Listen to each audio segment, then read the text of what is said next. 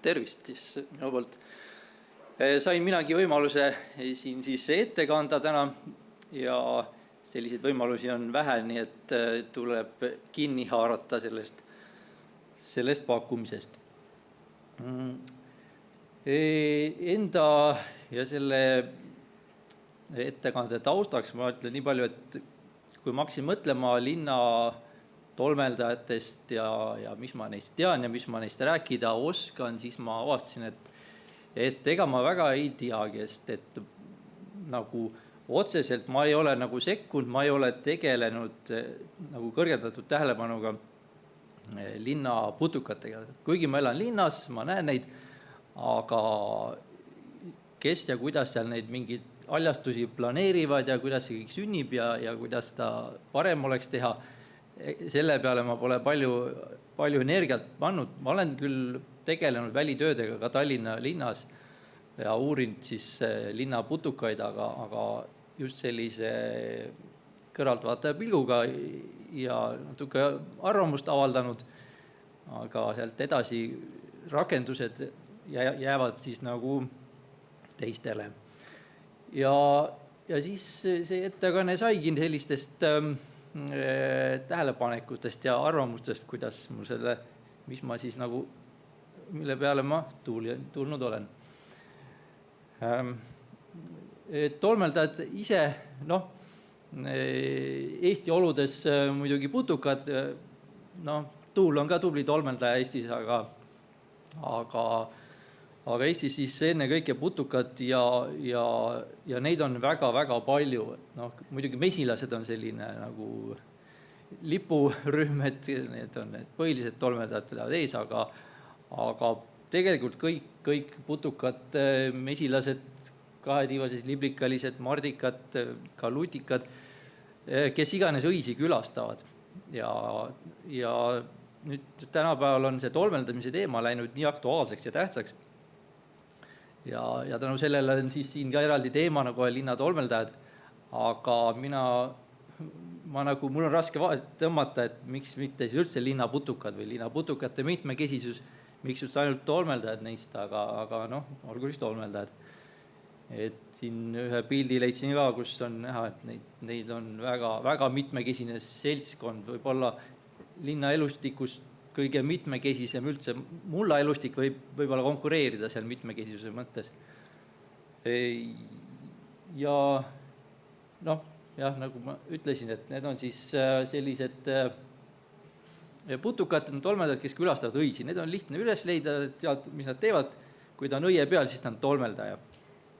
Osad käivad küll üsna sihilikult mesilased seal õie tolmu korjamas, aga paljud, olgu siin üks siis kahetiivaline, üks mardikas, kui ta õiel käib, tolmuga kokku saab, siis põhimõtteliselt teeb töö ära. Aga mis nad muidu veel teevad peale õite külastamise, et see on juba selline hägune maa ja väga mitmekesine kirju, et see õis on siuke nende see tuumik, see tsenter, kus neid siis leitakse, kus neid uuritakse ja sealt edasi läheb asi juba kirjumaks. Seda on siin juba täna korduvalt vist mainitud ja kordan üle, et linn nüüd kui tolmeldajatele, kuidas neile tundub, see on väga siuke mitmekesine heterogeenne maastik loomulikult. Neil on siin väga häid ja väga halbu elupaikasid. Et halvad siin mõneks näiteks tõesti siukene silemuru, ühtegi õit ei ole, mida sa seal tolmeldad, aga ka sellised tihedad asustused, kus on asfalt, kõnnitee, kivi, hooned, et seal nagu tolmeldajatel suurt midagi teha ei ole. Aga on ka väga häid elupaiku, aedlinnad, aiad, seal on praktiliselt igas aasta lõikes, igas perioodis on igasuguseid eri sorte õisi võtta igasugustes aedades. Pargid, kui nad ei ole liiga hooldatud muidugi. Kui on väga hooldatud puud enamasti Eestis on ju ikkagi tuultolmlejad ja kui seal on muru, siis seal ei ole ka tolmeldajal midagi teha. Ja täiesti paigad on need ruderaalmaastikud, need siuksed jäätmaad, no see on nagu tolmeldajate paradiis tegelikult. Ja no niimoodi kõrvalpõikena viskan sellise kondi siia, et kui öeldakse, et no linna sellised pargid, et need võib-olla on niidu koosluste siukene asendus, kui niidud kaovad, siis linnas leiab midagi sarnast ja siis mina näen putukaid pigem niimoodi, et mis asi on see niidu putukas, et mis tähendab, et niit on ju ka inimese tehtud asi, et putukad, kes siis niidu peale on tulnud, on olnud sellised oportunistid, kes otsivad siis loodusmaastikus mingi lagedama ala. Ütleme sel ajal, kui need liigid välja kujunesid, oli ilmselt meil ka avamaastike kuigivõrd randades või luhtades, megafauna hoidis natuke maad avatuna, aga tegelikult kui kuskil toimus mingisugune põleng, mingi häiring, mingisugune tuulemurd ja vot seal siis hakkasid need õistaimed, üheaastased seemned kõik idanesid õisi täis ja siis oli putukate võime see üles leida maastikus, need olid hea levimisvõimega, et see koht üles leida ja see tihedalt asustada, seni kuni seda elupaika on ja tekib uus koht mujale. Et samamoodi näiteks need linna ruderaalmaastikud on midagi sarnast, et ja noh, mina nagu mõtlen ka, et need putukad siis ka on leidnud niidu sellise asenduskooslusena sellisele looduslikule tuulemurrule näiteks või miks raiesmikud on nii head elupaigad. Tegelikult see on see elupaik, milleks ta on kohanenud, mitte niidu jaoks. Et selles mõttes linnas on väga häid kohti. Näiteks lausa nii häid, et mõned ka putukad ongi kohanenud linnadesse elama. Nad ei ole, ütleme, ainult linnades, kuskil oma areaali piirides, nad on ka loodusmaastikes, aga noh, kaks näidet Eestis, näiteks mesilased ongi leitud nagu Tallinnast ja Tartust ja siin linnades läheb neil hästi. Nad on siin oma leviala põhjapiiril, noh, linnades on natuke soojem võib-olla ja sobib neile siin. Et on ka siuksi putukaid, ütleme linnalinde ja siukseid jätakse küll, aga putukad on sellised olemas. Ja siis, kui ma ütlen, et kuidas nende linnaputukate elujärge parandama peaks hakkama, siis esimene lahendus muidugi, et paneme taimi, õistaimi, väga siuke otsekohene loogiline lähenemine, et paneme mingid lilled maha ja noh, kui nad on tolmeldas, õied neile meeldivad. Ja noh, muidugi, kes siis natukene mõtleb seda või teadlikult tegutseb, siis valib ka seda taime. Osad taimed on paremad, osad halvemad ja osad on täiesti kasutud, et sellised osad aretised, mingisugused võõrasemad, mingid sordid, mis näevad kui uhked välja, on väga lihtne kasvatada haljastuses, on putukate jaoks täiesti mõttetud, et minu poolest võid panna kunstlilli ka, et no ei ole nagu vahet. Aga noh, kui nüüd panna siis head toimivad taimed, siis on näha ka kohene positiivne mõju, et kohe see putukad tulid sinna peale. No üldjuhul, kui on hea taim, siis see putukad leiavad selle üles ja tulevad sinna peale. Ja ongi siis see haljastaja või aednik rõõmus, et on panustatud ja elurikkust tõstetud. Mis noh, vastab ka tõele, tolmeldajad meelitati oma aeda, aga natuke lahtiseks jääb küsimus, kas tegelikult tolmeldajate nagu populatsiooni või seda asurkonna elujärge ka tõsteti, sest et need putukad olid seal juba enne olemas, nad tulid sinu aeda, nad tulid sealt kõrvalt, nad juba elasid seal, nende asurkond oli seal paigas, ehk siis selline kohene efekt on võib-olla natukene näiv, et kuidas see tegelikult pikas perspektiivis mõjub see mõnede lillede või paljude lillede istutamine, see ei olegi võib-olla nii selge. Kuigi noh, positiivne on ta kindlasti, kui see putukas sinna tuli ju tal, siis seal parem oli, ta sai sealt toidu kergemini kättegi. Noh, et see putuka asurkonnal hästi läheks, siis sellest taimest üksi ei piisa. seal on vaja ka muid tingimusi. Noh, vastete arenguks on vaja omad tingimused. Teatavasti putukatel, eriti täismoondega putukatel, see vastse elu on midagi täiesti muud võrreldes valmiku eluga, et vastne ei vaja neid õisi, temal on oma mingid toidutaimed, võib-olla see vastne elab maa sees, puidus, kus iganes, tal on see element on oluline putukale. Neid väga palju erinevaid neid elutingimusi, mida need vastsed vajavad, talvitumine, kus putukas, mis vastse või nuku või muna, mis arengujärgus ta talvitub, jällegi vaja seda võimalust. Pesapaik, osadel putukatel on mingi pesa teevad kuhugile, et kuhu nad teevad selle, kas selleks on võimalus olemas. Pluss veel kõik muud tingimused, kiskjad, konkurents, lennuulatus väga oluline just sellise maastiku puhul, kus on fragmenteeritud need elupaigad, et kas see putukas saab ühest elupaigast teise edasi liikuda.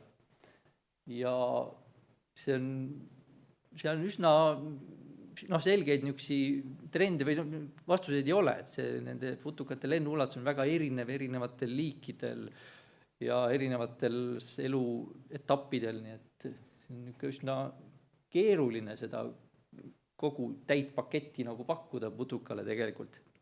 See õis on lihtne, paned riie maha ja korras.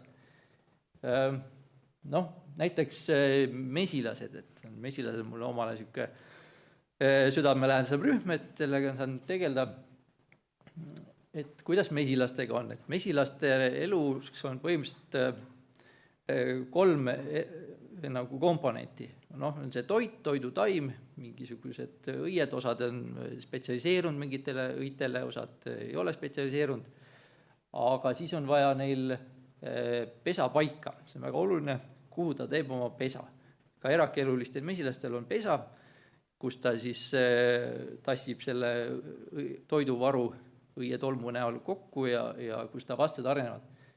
Ja looduses, kus nad siis on. Paljud on pinnases pesitsejad, nemad pesitsevad kuskil sellises kuivemas, avatumas pinnases, kust saab omale kaevata uru. Looduses, ütleme, mis looduses, vanad karjäärid ei ole loodus, aga ütleme, et kust väljaspool linnada neid palju näha võib. Et kus seda avatud maastikku on, et karjäärid on niisugune super elupaik, seal on sellist avatud maastikku, aga niisugused järsud nõlvad, mis on lõuna poole avatud ja natuke liiga järsud võib-olla, et seal tihe taimestik tekiks. Igasugune selline kuivem pinnas on hea. Ja teine suur osa on siis sellised, kes asustavad olemasolevaid õõnsuseid. Nad on siis enamasti puidus, tühjades vanades mardika käikudes, igasugused vanad puud, tüükad, palkmaa seinad, kus nad siis väljaspool linna neid kohata võib. Aga kuidas nüüd linnas on? Linnas tegelikult on kõik need variandid olemas küll, et neid pole väga häda. Ehk siis avatud pinnast ikka leidub, tehakse küll, kaetakse kõnniteed kattega, pannakse seda tihedat muru, aga mingid mänguväljakus servad, mingid tallatud pindamata rajad muru peal, kuskil seda ikka leidub kohta, kus vesinlane saab sinna maa sisse tungida. Ja niisuguseid kohti on rohkemgi kui sellises looduslikus metsas või niisuguses tihedalt taimestikuga kaetud elupaikades. Ja muidugi jällegi see ruderaalmaastik, et see on neile hea. Ja siis selliseid õõnsuseid on ka just mingites vanemates aedlinnades, puumajad, igasuguseid hooned. Inimene ehitab palju ja palju ehitab siis, ütleme niisugust, võib-olla see on ehituse praak, kus on väiksed augud sees, mingid tühimikud või pilud, aga neid on küllaldaselt linnades, kus siis pesitada saaks.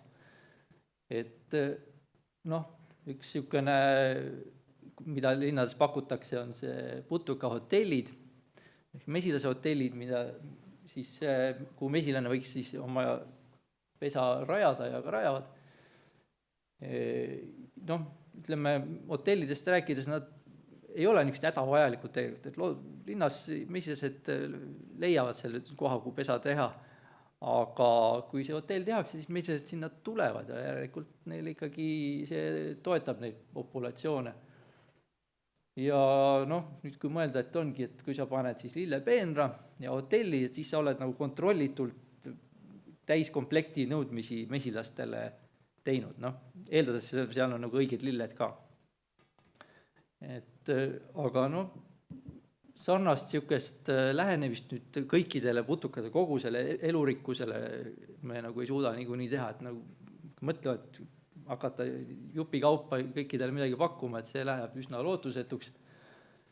Et nende elutsüklid on nii keerulised, et siin ei ole nagu mõtet, noh näiteks siin 4 ilusat liblikat, keda kõik siin armastavad, Eesti päevaliblikate klassika, aga nende kõikide röövikud toituvad kõrvenõgesel, et nagu ei paneks nagu haljastuseks kõrvenõgest, et ma tahaks neid liblikaid siia.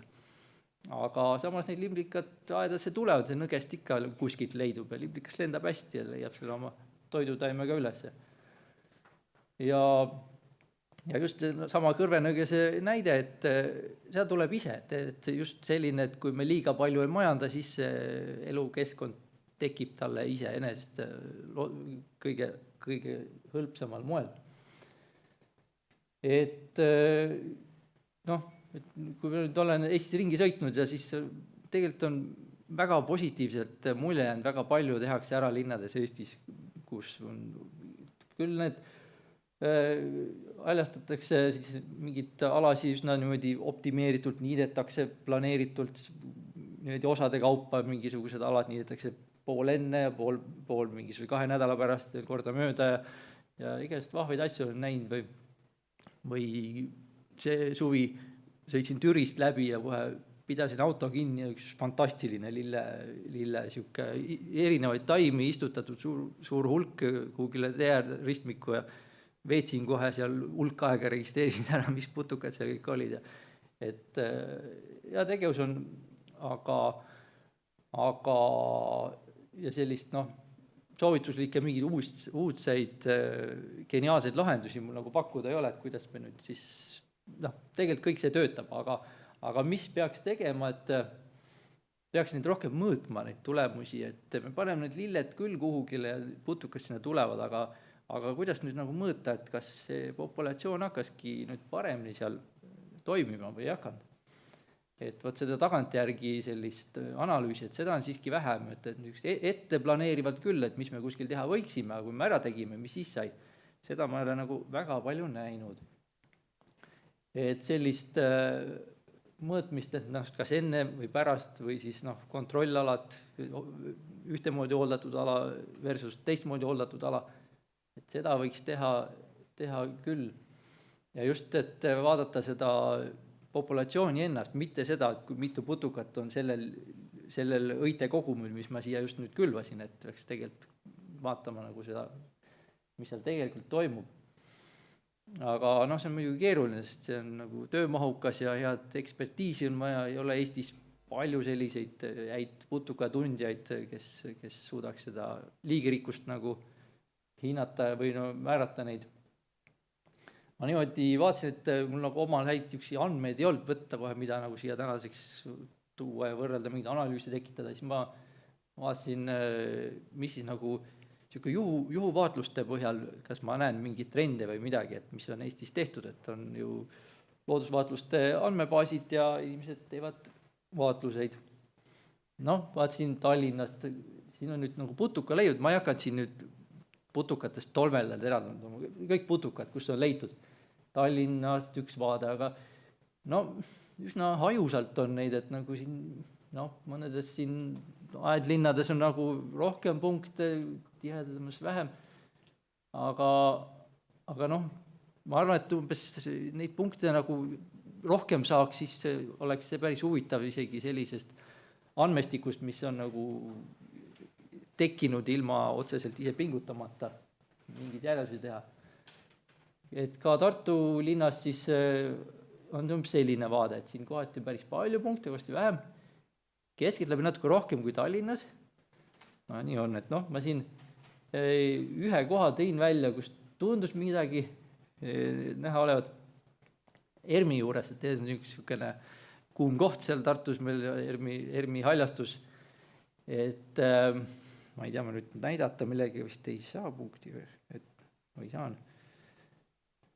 See näitab.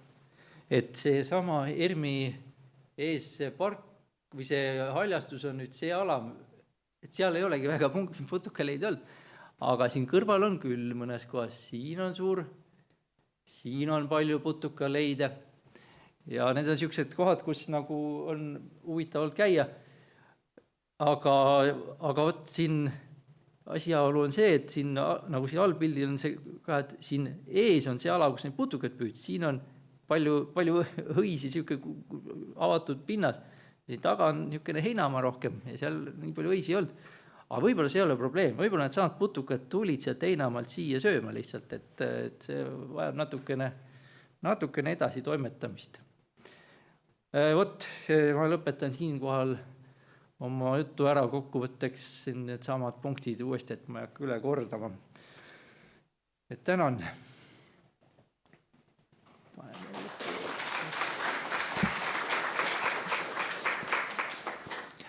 Aitäh huvitava ettekande eest.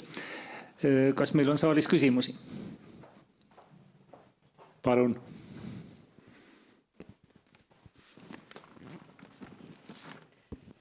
Karin Evik, küsimus linnakodanikuna.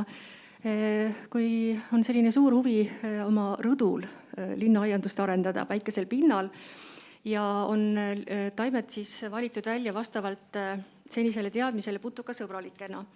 Kui kõrgel on see lennu ulatus, et kas näiteks 7.